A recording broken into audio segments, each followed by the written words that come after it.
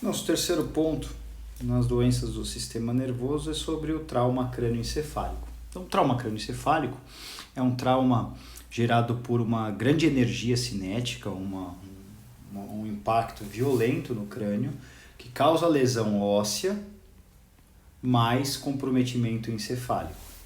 Geralmente, o trauma crânioencefálico ele promove afundamento, fratura e a formação dos hematomas.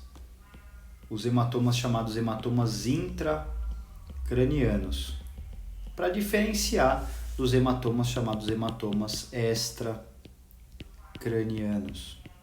Os hematomas extracranianos são hematomas do couro cabeludo, enquanto que os hematomas intracranianos são hematomas que, dependendo da sua localização, ficarão entre as meninges ou até mesmo no meio da massa do sistema nervoso. Então, é uma doença que aparece de uma forma presente na sociedade, centros urbanos com maior frequência.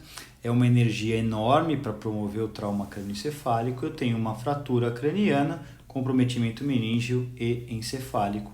E o paciente tem algumas características semelhantes. A primeira delas é o olho de guaxinim, que são os hematomas perioculares. Tá? Geralmente o paciente não recebe sonda pelo nariz, via oro, geralmente, porque se tiver fratura de base de crânio, a sonda pode se direcionar para o interior da cavidade craniana. Alguns dados não são os mais recentes, mas para termos uma ideia, 62 mil internações com trauma crânioencefálico. A região metropolitana de São Paulo tem quase que a metade dessas internações, com 10% de óbito. No Brasil, nós temos 700 mil internações, quer dizer que trauma crânioencefálico e os hematomas formados são alterações muito vistas pelos profissionais que trabalham com exames de imagem. Tá? Quais são as principais causas do trauma crânioencefálico? Em primeiro lugar, vem os acidentes, né, que ocorrem no trânsito, acidente automobilístico. Então, carro, caminhão, moto, carro.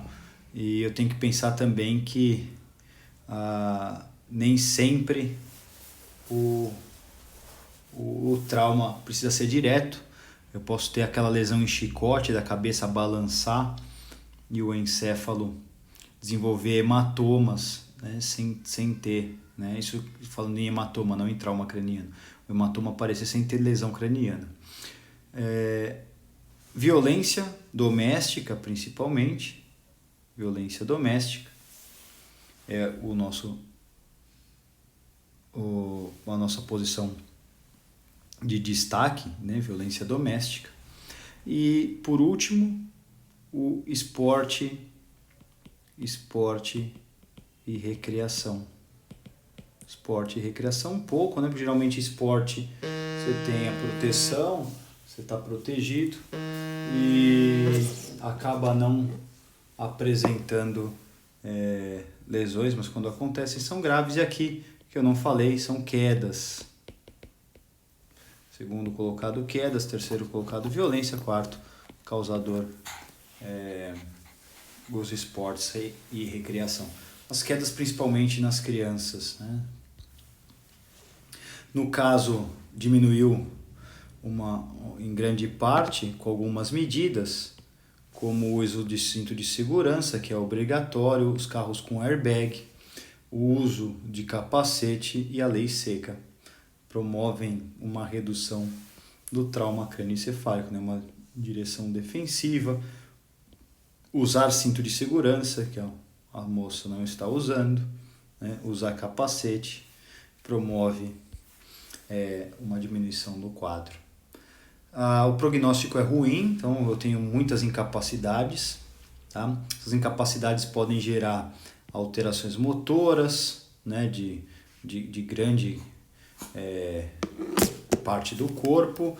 Posso ter alterações cognitivas e de personalidade e o óbito acontecendo. Então, um paciente que tem trauma crânioencefálico, ele apresenta geralmente uma pressão arterial sistólica diminuída, uma hipoxemia, pressão de perfusão craniana em torno de 50 milímetros de mercúrio. Isso aqui é ruim, né? Eu tenho uma pressão de perfusão craniana menor do que 50 milímetros de mercúrio. Quando essa pressão fica menor que 50 milímetros de mercúrio, é difícil do sangue atravessar o parênquima e levar oxigênio ao sistema nervoso.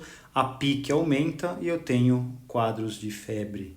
De novo, os olhos de guaxinim, a intubação oro, eu posso ter líquido saindo pela orelha, a otorreia, e o líquido saindo pelo nariz, a rinorreia. E aqui um hematoma. E o exame para ver hematoma e até a fratura do crânio no trauma crânioencefálico é o exame de tomografia computadorizada.